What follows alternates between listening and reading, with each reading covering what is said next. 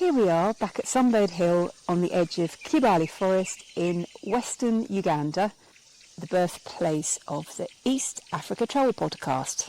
Such a glorious backdrop, isn't it? I'm sure you can hear why this place was just screaming to be featured on a podcast.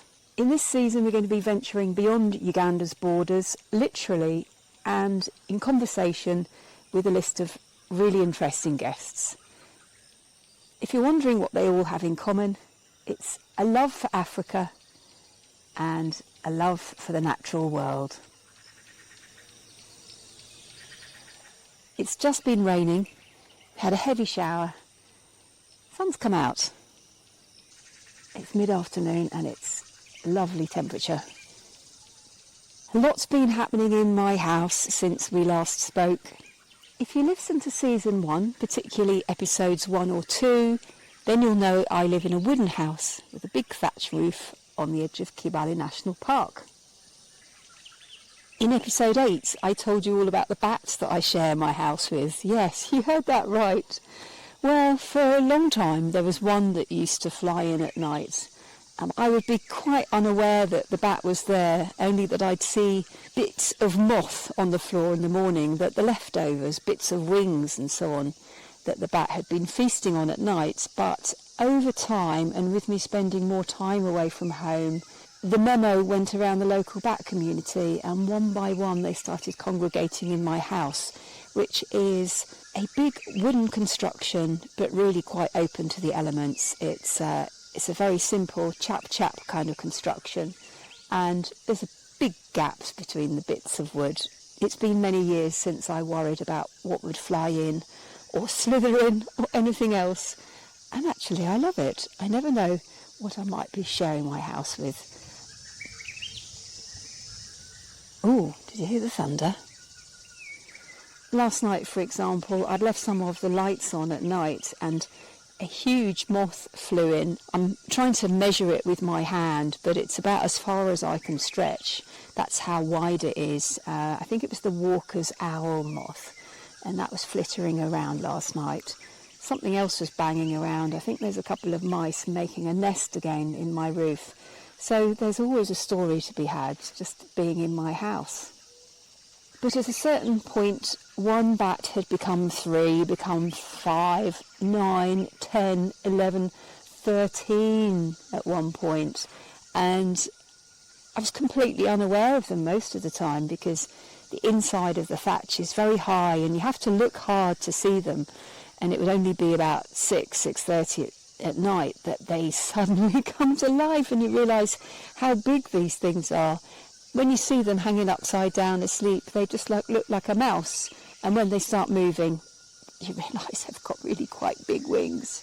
So anyway, it was getting a little bit out of hand. And so my niece, Hope, very kindly spent quite a bit of time getting rid of them. So covering up some of the gaps, banging around. And I think she even burnt some elephant dung at one point, trying to get them to leave. Anyway, I'm down to 2 now. There are 2 very hardy bats that are on my balcony area, but at least they're not inside my house anymore. If you're new to the East Africa Travel Podcast, you probably find yourself thinking, what on earth is she talking about? But if you like this kind of story of an alternative lifestyle, living off-grid on the edge of a national park, then you're in for a treat, because we never know what we're going to see. This last week in particular, we've heard chimpanzees often, we've heard the elephants. I recorded an elephant trumpeting non-stop for 15-20 minutes recently. It's very rare to see them, these being nocturnal forest elephants. But even now, down by the birders' lounge, there is a pile of elephant dung.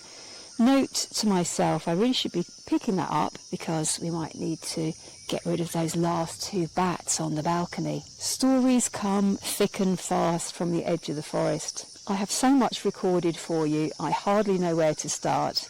But in the last few weeks alone, I've got amazing recordings of elephants, chimpanzees, and even bush babies. We might only be on season 2 of the podcast, but in 2025, we were awarded the ATTA, Africa Travel and Tourism Association Media for Action Award. That was a huge endorsement for what we're trying to achieve with this podcast. It told us that we're on the right track and that people are loving what we're doing. So here we are, and when I say we, I talk in particular of Bryan, who is my sound recordist and sounding board, who I will introduce you to shortly. Here we are in Makindye in Kampala, and I am joined by the man, and a cockerel, the man who's made it all happen on the East Africa Travel Podcast, Bryan. Hello, Bryan. Hi, Charlotte. How are you? I'm good, thanks. So finally, from behind the scenes, you are on the podcast with me. And tell us your full name. My name is Bryan Kisembo Delon. I'm a freelance location sound recordist. I record sound for film and video. Now the podcast. Which is so exciting. Yes. And firstly, I want to say thank you so much for everything you've taught me. I hope I haven't been too bad a student. You're welcome. I wouldn't say you're too bad a student, because like every mistake is like a learning experience. I hope so. When you mess up this time, next time you will try to make sure you don't make the same mistake. Mpola. Yes, mpola. Here we are today in Kampala. We're in a very leafy suburb. We're on top of a hill. It's really beautiful. We've got, apart from the cockerels, occasionally we have monkeys. We have all kinds of beautiful birds and lots of old trees, which is quite unusual because Kampala's developing so quickly, isn't it? Trees get cut down all the time. We're losing so many trees. Anyway, we're very lucky to be in, what can I say, it's an oasis in Kampala. Welcome to the East Africa Travel Podcast. My name is Charlotte. I'm a blogger as well. I have a blog called Diary of a Muzungu. And you are listening to season 2 of the award-winning East Africa Travel Podcast. Bryan and I worked very hard to do the best we possibly could in the first 20 episodes. Big learning curve, lots of fun. And we just wanted to tell you a few of our best bits. So if you have missed any of the first episodes, here are a few reasons why you might want to go back. Bryan, over to you. Is there anything that really stands out with the first people that we talked to? The most interesting bit for me was the science, the conservation aspect, and then the level of commitment. Most of the conversations, you can hear people are passionate and they're happy about what they're doing. Also, there are things I learned about, like chimpanzees, moths, and butterflies, and then snakes. I'm afraid of snakes. What will your Ugandan friends think if you're promoting snakes? In our tradition, you see a snake, you hit it. You kill it. Yes, and then you listen to this person who's passionate about snakes. He studies them, then protects them. So it's fascinating and scary at the same time. I've handled venomous snakes for a long time. I know how to be careful, so no one else should do it, but I felt safe doing it and the guide trusted me. After a few minutes, I was watching it and I happened to just look up, and about 2 meters from me were 2 chimps staring at the same cobra. Oh my God, wow. And they did not care I was there because they're so habituated to people. But they were so focused on the cobra to watch it with the group. And then the cobra decided to pop its head out. And as soon as the head came out of the log, of course, the chimps reacted and vocalized and whoa. And that how exciting. Was quite a surprise for all of us. I can't see myself trying to interact with snakes or just observing them, even being in the same environment where the snakes are. Well, you say that, Bryan, but you spent quite a lot of time with me up country in my wooden house. And did I ever mention we have had snakes in there before? See, you've done it already. The one I saw wasn't big, it wasn't scary, yes, it didn't bite you. But still, just the thought of having a snake there, you know what danger it can cause to possibly, you. Yes. But then, when you hear how passionate all the researchers talk about the various topics, it gives you like a big whole picture, and then you compare it to what's happening around the world today. Like nature is disappearing very quickly, and then you have people who are trying to fight for it. It's been really great listening to all the conversations, even if like some of them were recorded in challenging situations. Bryan has actually been teaching me how to record and edit as well, and You're a lecturer sometimes, aren't you, at one of the universities here in Kampala? Yes. I was teaching kids a foundation course for filmmaking because it gives them a chance to learn every aspect of filmmaking. I was helping them with sound. I showed them how to record, how to use the equipment. But I think I've also challenged you because we have 3 different types of device, and as well as recording interviews, Yes. I really want to pick up on all the little details of the different cicadas and tropical birds and so on. That's been really fun to work on that together, and you're a great teacher, so thank you. Thank you. Thank you, Muzumeza. You're also a first learner, so it makes the job easy. Oh, that's good for my ego. Thank you very much. I have really enjoyed it. And apart from Chris Katola, you mentioned him, and the various experts, is there any other person that we've interviewed together or you've edited that really stood out for you as an episode that people might want to listen to? I think there's the obvious Rob Walker. The level of passion in which he speaks about Uganda is... It's just pure adrenaline, enthusiasm, excitement. But also he's right about the things that he said. Because to quote him, said, you've only got to get people here once and then the country does its own marketing. Yes. For the travelers out there, really, you just have to come to Uganda once. Just trust us. Yes. And then just discover the place for yourself. Oh, absolutely love this beautiful, magical country and such welcoming people. Actually, people say that people come for the gorillas and the wildlife, but they stay for the people. They come back. So thank you for making us all feel so welcome. You spent some time working with me in my house. What did you make of it that first time? The first time I was like, oh my goodness, what have I gotten myself into? It was cold in the forest. It's bush. I'm like, anything could happen to me when I'm here. Oh. But then I just got my mind into it. Recording the dawn chorus for those first days, it was amazing for me because I live in noisy neighborhoods and whatnot. Yes. And then here you are. There's no sound pollution. It's just the sound of the forest. It was quite something for me. And then also at your balcony, and then all of a sudden you hear chimps making all this noise. Like, what? You have this almost every day of the week, there's a different sound. So you've seen quite a few different types of monkey, I think. Yes, I've seen different types of monkeys, the birds. I'm not good at picking names, but when I hear a sound, I know that, oh yes, I've had this bird call before. So we'll make a bird review yet, Bryan. It's really interesting. And then the cicadas, just that sound. Like sometimes they go off non-stop for 10 minutes.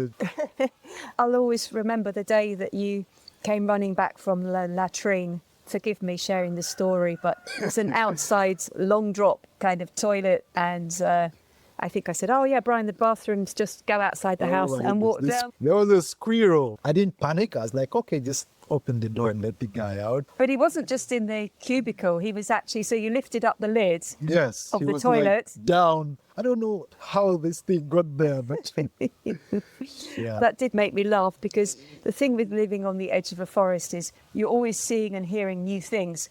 But Bryan, I'd never heard that one before, a squirrel jumping out of the toilet. I think it was new. So how has the process been recording and editing the podcast? I think it's quite different from most of the other projects that you're working on. Yes, mostly you've been doing the recording, and then I've been doing most of the editing.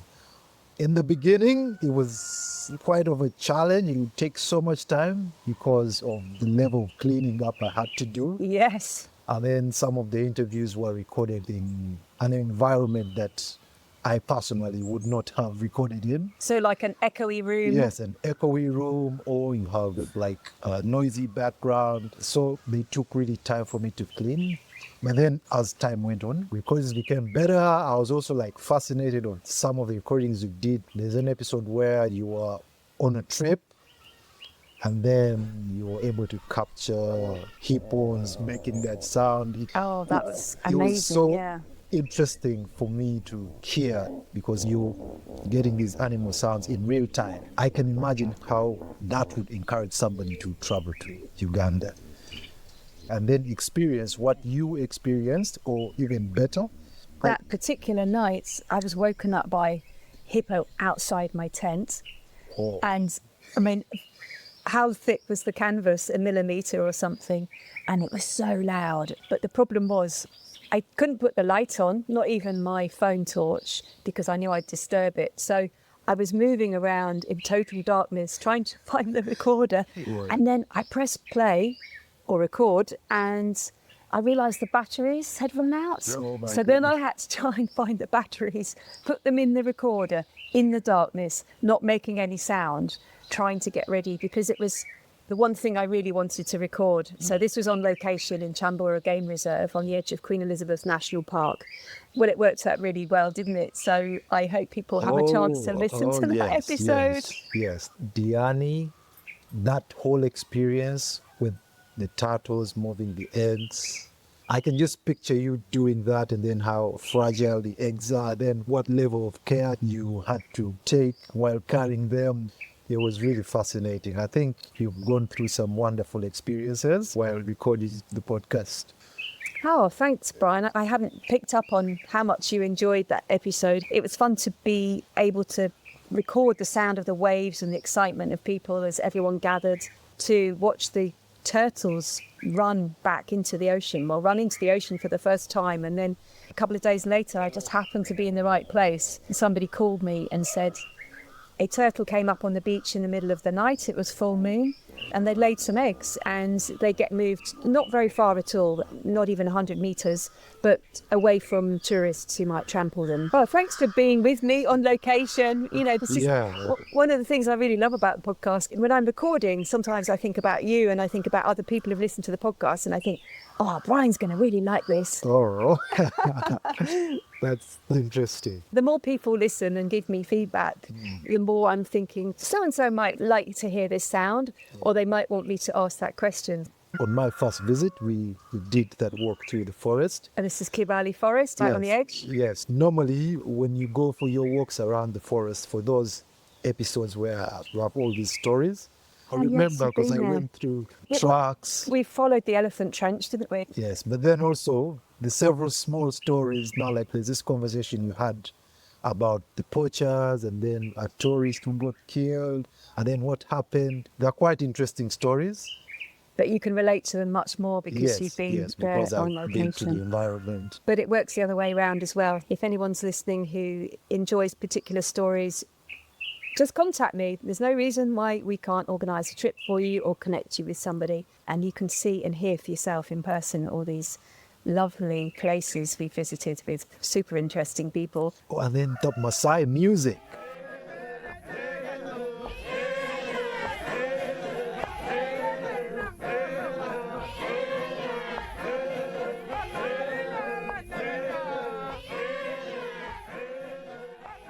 Oh, it really spoke to me on a very deep level, actually. Yes. I could have listened for hours. The fact that these guys come from far distances just to perform this music, they're so happy. And then when you listen to the music, you sort of feel the energy.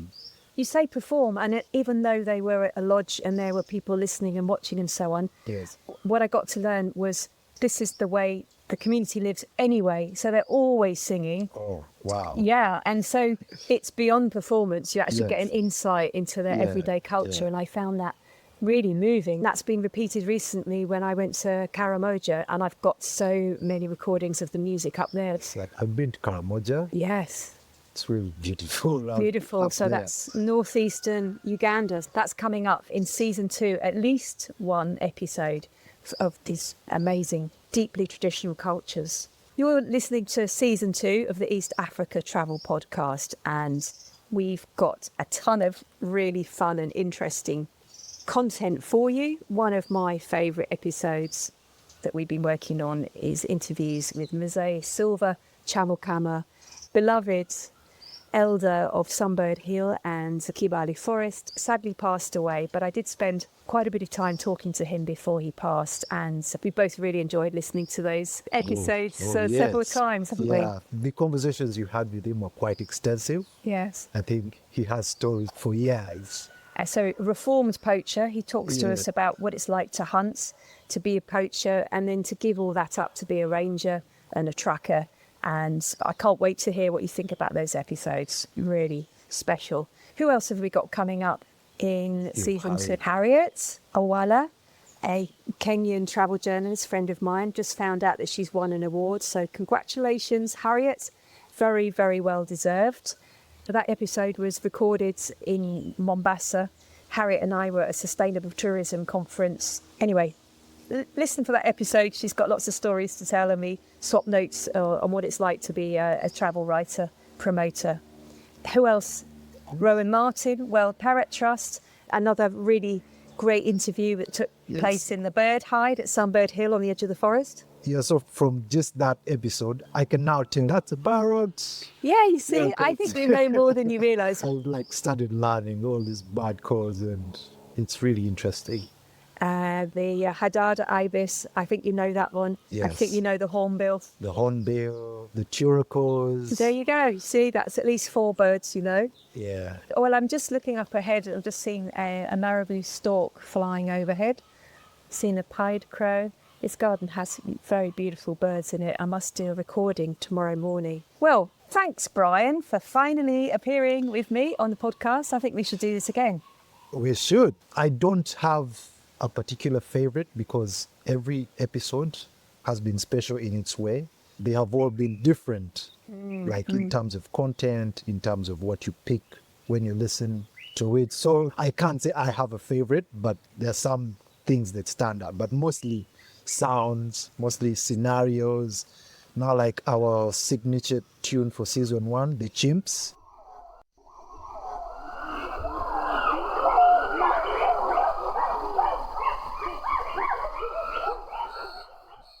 You can't get that sound out of your head.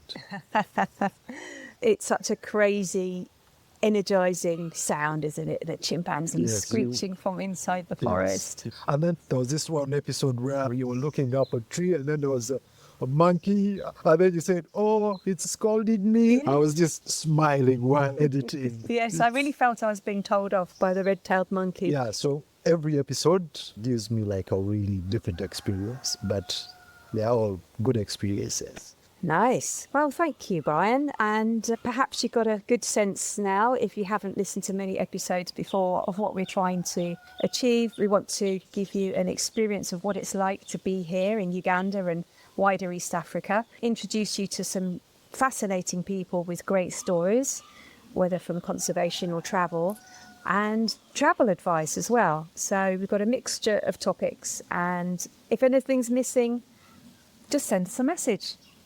Oh, they should follow us. You've been listening to the East Africa Travel Podcast with Charlotte Beauvoisin and Bryan Kisembo Delon. I am also the author of Diary of a Muzungu. Thanks for listening. See you next time. Please subscribe. Follow, share.